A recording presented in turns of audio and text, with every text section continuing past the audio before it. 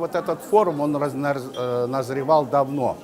Средняя Азия, Казахстан – это один из самых насыщенных ландшафтов на Евразийском континенте. Мы спали 70 лет, к нам ехали по назначению с Кремля, по линии СЭФ.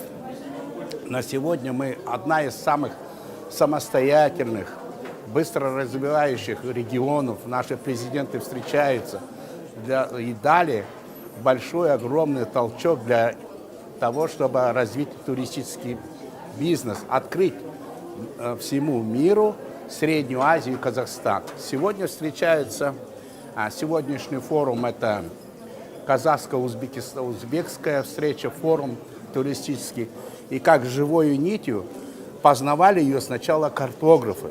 Вот для того, чтобы развивать туристический бизнес, туристический кластер, для того, чтобы изучать исторический ландшафт того или иного региона, необходимо исследовать ее различными источниками. Самым главным являются карты, географические карты.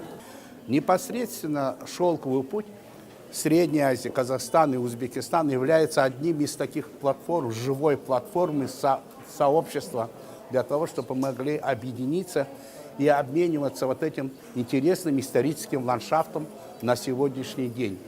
Средняя Азия, Казахстан, включая Узбекистан и Казахстан, на сегодняшний день это терра инкогнита для большинства туристов зарубежных и отечественных.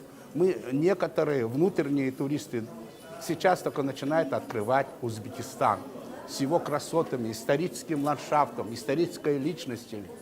В целом вот эти вот красоты мы сейчас должны привлечь.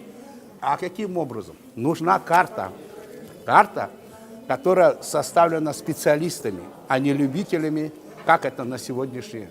К сожалению, картография на сегодня, она живет теми прошлыми материалами, либо отдается на откуп любителям. И в спешке создают, и тем самым вводят в заблуждение наших потенциальных туристов. Если оформлена хорошо брошюра, карта, это самая главная брендовая часть любого туристического бизнеса. Если правильно составлена, информационно, исторически, утяжелена историческими событиями, здесь прошли полчища Тамерлана.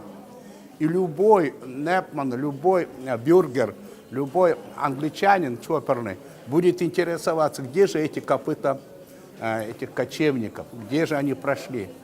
Вот такие вот исторические события, они протекали на территории современного Казахстана и Узбекистана, практически на всей вот этой вот территории.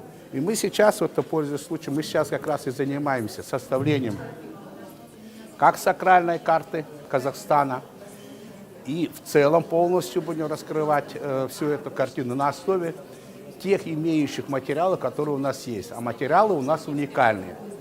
Конечно, сегодня мы разговаривали, вели переговоры по созданию вот этих вот карт, которые необходимы для туристического молодого бизнеса, но с глубокими историческими корнями, которые интересны для туристов, внешнего туриста, жителей Аргентины, Бразилии, США, Китая и так далее, и так далее. И таким образом она будет создавать сцепы исторические, природные, этнологические сцепы между нашими братскими государствами, между Узбекистаном и Казахстаном.